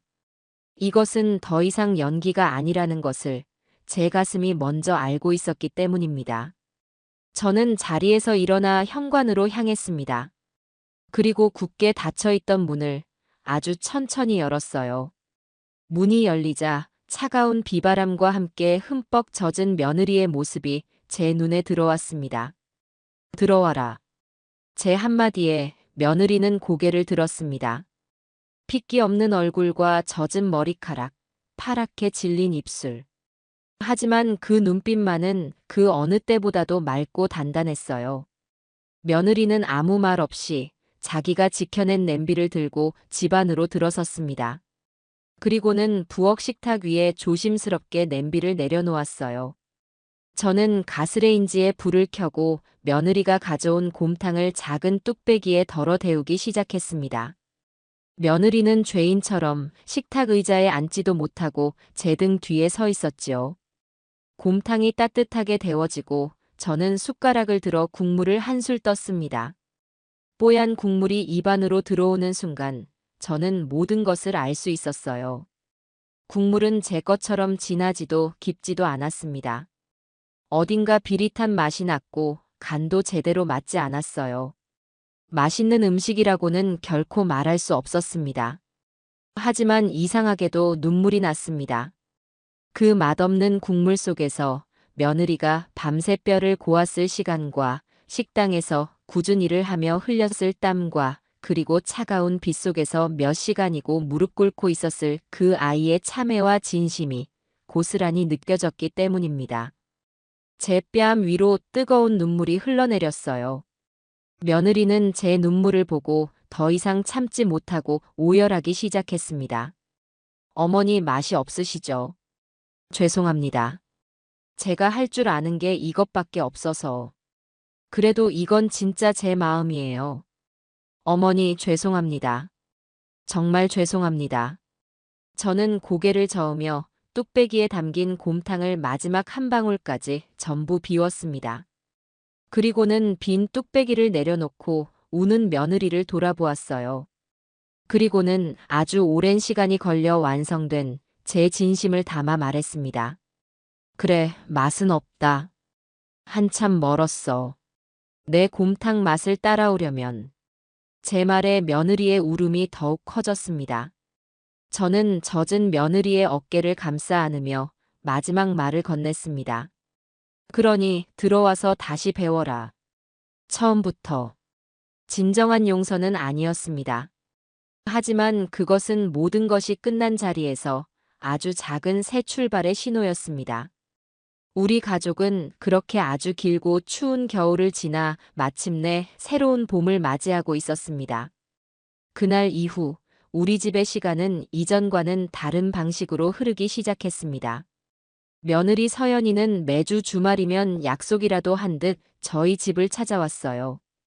처음 몇 번은 문을 열어주는 제 얼굴을 마주하는 것조차 힘겨워하며 고개를 푹 숙이곤 했지요. 그 어색하고 무거운 침묵의 시간을 견디는 것은 저에게도 그리고 며느리에게도 쉽지 않은 일이었습니다. 하지만 우리는 누구도 그 시간을 피하지 않았어요. 그것이 우리가 함께 치러야 할 늦었지만 반드시 필요한 과정이라는 것을 서로 알고 있었기 때문입니다. 저는 며느리에게 처음부터 곰탕 끓이는 법을 가르쳐 주지 않았습니다. 대신 부엌의 가장 기본적인 것부터 다시 가르쳤어요. 앞치마를 두르는 법, 행주를 삶는 법, 칼을 가는 법, 그리고 무엇보다도 제가 가장 중요하게 생각하는 식재료를 대하는 마음에 대해서요. 서연아, 이 무 하나에도 이걸 키운 농부의 땀이 들어있고 이걸 팔기 위해 새벽부터 나온 상인의 수고가 담겨 있단다. 이걸 우리 식탁까지 오게 한 모든 사람들의 정성을 생각하면 무청 하나라도 함부로 버릴 수가 없는 게야. 음식이라는 건 그런 거란다. 며느리는 제 말 한마디 한마디를 마치 처음 글을 배우는 아이처럼 스펀지같이 빨아들였습니다. 예전에 그 오만하고 날이 서 있던 모습은 온데간데 없이 그저 묵묵히 제 가르침을 따를 뿐이었지요. 한 번은 시장에 함께 장을 보러 간 적이 있었습니다. 제가 늘 가던 단골 푸주간이었지요. 사장님 나왔어요. 오늘 뼈 좋은 거 들어왔어요? 아이고 사모님, 오셨습니까? 그럼요, 오늘 들어온 게 아주 최상품입니다. 오늘은 웬일로 따님하고 같이 오셨네. 인물이 아주 훤해요. 푸주간 사장님은 서연이를 제 딸로 본 모양이었어요.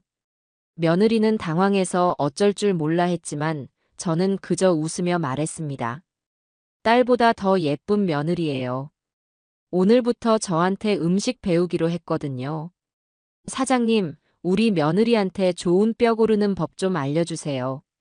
제 말에 사장님은 사람 좋은 웃음을 터뜨리며 뼈의 단면을 보는 법부터 신선한 뼈의 색깔까지 아주 상세하게 설명해 주었습니다. 며느리는 사장님의 말을 하나라도 놓칠세라 진지한 얼굴로 고개를 끄덕이며 경청했어요. 그 모습을 보는 제 마음이 저도 모르게 조금씩 누그러지고 있었습니다. 곰탕을 끓이기 전에 저는 며느리에게 곰탕과 함께 먹을 깍두기를 먼저 완벽하게 담글 수 있어야 한다는 과제를 내주었습니다. 곰탕의 맛은 좋은 깍두기가 완성하는 법이니까요. 며느리는 그날부터 깍두기와의 전쟁을 시작했습니다. 처음 담근 깍두기는 너무 짜서 먹을 수가 없었고 두 번째 것은 무가 물러서 아삭한 맛이 없었어요. 세 번째 것은 고춧가루를 잘못 써서 색깔만 뻘겋고 아무런 맛도 나지 않았지요. 몇 번의 실패가 계속되자 며느리도 지쳤던 모양입니다. 어느 날 부엌에 들어가 보니 며느리가 소금에 절인 물을 앞에 두고 조용히 눈물을 훔치고 있었어요. 저는 그런 며느리의 등을 말없이 바라보다가 조용히 다가가 말했습니다. 울 시간 있으면 무 하나라도 더 썰어라. 제 차가운 말에 며느리는 화들짝 놀라며 눈물을 닦았어요. 죄송해요, 어머니, 제가 너무 한심해서. 한심한 줄 알면 다행이지. 세상에 눈물로 담그는 김치는 없다. 네가 지금 흘리는 눈물 한 방울이 무에서 단맛을 빼고 쓴맛을 더하는 게야. 정성 없이 눈물로 담근 김치는 아무도 안 먹는다. 다시 해봐라. 될 때까지. 제 독한 말에 며느리는 입술을 깨물고 다시 고개를 끄덕였습니다. 그리고 그날 이후 며느리는 정말 독하게 깍두기에 매달렸어요. 그리고 마침내 몇 주가 지난 어느 날 며느리는 제 앞에 자신이 담근 깍두기 한 접시를 조심스럽게 내밀었습니다. 아삭하게 씹히는 맛과 알맞게 익어 시원하면서도 달큰한 맛, 그리고 칼칼한 끝 맛까지. 제가 평생 담가왔던 바로 그 맛이었습니다. 맛있구나. 제 한마디에 며느리의 눈에 그렁그렁 눈물이 맺혔습니다. 하지만 이번에는 울지 않고 환하게 웃어 보였어요. 저는 그제야 며느리에게 곰탕 끓이는 법을 가르쳐 주기 시작했습니다. 우리가 함께 끓인 첫 곰탕이 완성되던 날, 저는 온 가족을 집으로 불렀습니다. 아들 내외는 물론이고 딸 아름이와 안사돈까지 모두 한자리에 모였지요. 안사돈은 제 앞에 고개를 숙이며 아직도 면목이 없습니다. 사부인하고 말했지만 저는 그녀의 손을 잡으며 말했어요. 지난 일은 이제 그만 이야기합시다. 오늘 이 곰탕은 서연이가 끓인 겁니다. 다들 맛 좀 봐주세요. 그날 저녁 우리 가족은 함께 곰탕을 먹었습니다. 모두가 며느리가 끓인 곰탕 맛에 칭찬을 아끼지 않았어요. 특히 아들 진우는 당신 언제 이렇게 요리 실력이 늘었어? 어머니가 끓여주신 것만큼 맛있는데? 라며 아내의 어깨를 감싸 안았습니다. 며느리는 그 칭찬에 아이처럼 얼굴을 붉혔지요. 그 모습을 보던 남편이 무심코 한마디 툭 던졌습니다. 이 곰탕이랑 깍두기 그냥 식당 차려도 되겠는데. 아주 장사가 잘 되겠어. 남편의 말에 모두가 정말 그러네요. 제가 투자할게요. 라며 웃으며 농담을 주고받았습니다. 그런데 그 웃음소리 속에서 저는 며느리가 무언가 깊은 생각에 잠긴 듯한 표정을 짓는 것을 보았어요. 그 눈빛은 예전에 제가 보았던 것과는 전혀 다른 무언가 새로운 희망과 목표를 발견한 사람의 눈빛이었습니다. 그날 저녁 며느리는 제게 조심스럽게 물었습니다. 어머니, 정말 제가 식당을 할 수 있을까요? 저는 그저 웃으며 며느리의 어깨를 두드려 주었습니다. 남편이 무심코 던졌던 농담 한마디는 며느리의 가슴 속에 아주 커다란 불씨가 되어 타오르기 시작했습니다. 그날 이후 며느리는 마치 다른 사람이 된 것 같았어요. 이전까지 제게 요리를 배우는 것이 과거의 잘못을 씻어내는 속죄의 과정이었다면 이제는 자신의 미래를 만들어 나가는 희망의 과정으로 변한 것이지요. 며느리는 낮에는 여전히 백반집에서 일을 했고 밤에는 집으로 돌아와 요리책과 씨름을 했습니다. 주말이면 어김없이 저희 집으로 찾아와 저를 스승님처럼 모시며 곰탕과 다른 음식들의 비법을 전수받기 위해 애를 썼어요. 저는 그런 며느리의 변화가 낯설면서도 한편으로는 대견하고 자랑스러웠습니다. 한 번은 며느리가 쭈뼛거리며 제게 종이 뭉치 하나를 내밀었어요. 어머니, 이게 뭔지 한 번만 봐주시겠어요? 그것은 며느리가 며칠 밤을 새워가며 만든 사업 계획서였습니다. 어머니와 아들, 진심곰탕이라는 상호명과 함께 가게 후보지의 월세와 유동인구, 예상 매출과 순이익, 그리고 주방 동선과 테이블 배치까지 너무나도 상세하고 꼼꼼하게 정리되어 있었지요. 장난으로 하는 소리가 아니라는 것을 저는 단번에 알 수 있었습니다. 그날 저녁 저는 남편과 아들을 불러 모아 며느리가 만든 사업 계획서를 보여주었습니다. 아들은 아내의 계획에 전적인 지지를 보냈지만 남편의 생각은 달랐어요. 너 식당 일이 장난인 줄 알아? 이게 얼마나 힘든 일인데. 네가 아는 세상이랑은 완전히 다른 곳이야. 말아먹기 딱 좋아. 남편의 냉정한 말에 며느리는 고개를 숙였지만 이내 다시 고개를 들고 단호하게 말했습니다. 알아요, 아버님. 저도 각오하고 있어요. 하지만 이제는 더 이상 누구의 아내, 누구의 며느리로만 살고 싶지 않아요. 제 이름으로, 제 힘으로 무언가를 해보고 싶어요. 어머니께 배운 이 귀한 곰탕을 더 많은 사람들에게 대접하고 싶어요. 실패하더라도 괜찮아요. 저는 이제 다시 일어설 수 있으니까요. 며느리의 그 말에 남편은 더 이상 아무런 반대도 하지 못했습니다. 그리고 마침내 제게 결정을 구하는 듯한 눈빛으로 저를 바라보았지요. 저는 조용히 고개를 끄덕였습니다. 좋다. 해보자꾸나. 대신 조건이 있다. 가게의 주인은 너지만 주방의 주인은 나다. 내 허락 없이는 그 어떤 재료도, 그 어떤 조리법도 바꿀 수 없어. 할 수 있겠니? 네, 어머니. 얼마든지요. 감사합니다. 정말 감사합니다. 그렇게 우리 가족의 새로운 도전이 시작되었습니다. 며느리가 찾아놓은 가게는 동네 상권의 후미진 곳에 위치한 작은 점포였어요. 월세가 싼 대신 손보고 고칠 곳이 한두 군데가 아니었지요. 주말마다 남편과 아들은 팔을 걷어붙이고 가게 수리에 나섰고 저와 며느리는 주방에서 메뉴 개발에 몰두했습니다. 딸 아름이는 자신의 전공을 살려 세련된 간판과 메뉴판 디자인을 도맡아 주었지요.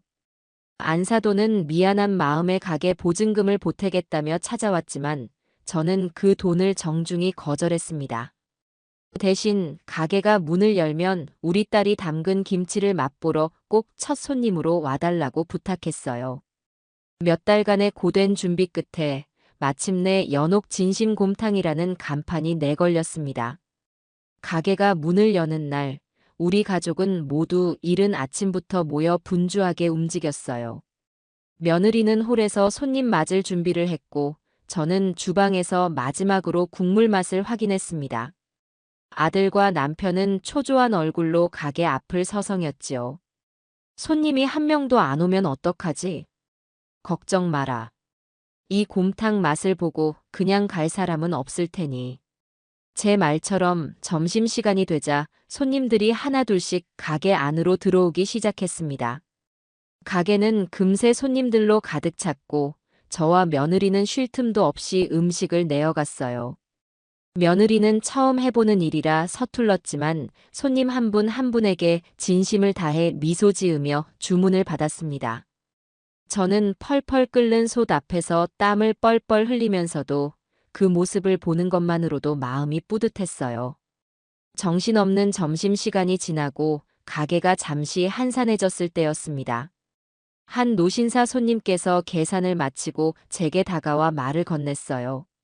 사장님, 정말 잘 먹었습니다. 국물이 꼭 옛날 우리 어머니가 끓여주시던 그 맛이네요. 덕분에 오랜만에 어머니 생각하고 갑니다. 번창하세요. 그 한마디에 지난 몇 달간의 고생이 눈 녹듯 사라지는 것 같았습니다. 저는 주방 안에서 며느리는 홀에서 서로를 마주 보았습니다. 우리는 땀으로 범벅이 된 얼굴이었지만 서로를 향해 아주 환하게 웃어 보였어요. 그것은 과거의 모든 아픔을 씻어내는 용서의 미소이자 앞으로 함께 만들어갈 희망찬 미래를 약속하는 아주 진심 어린 미소였습니다.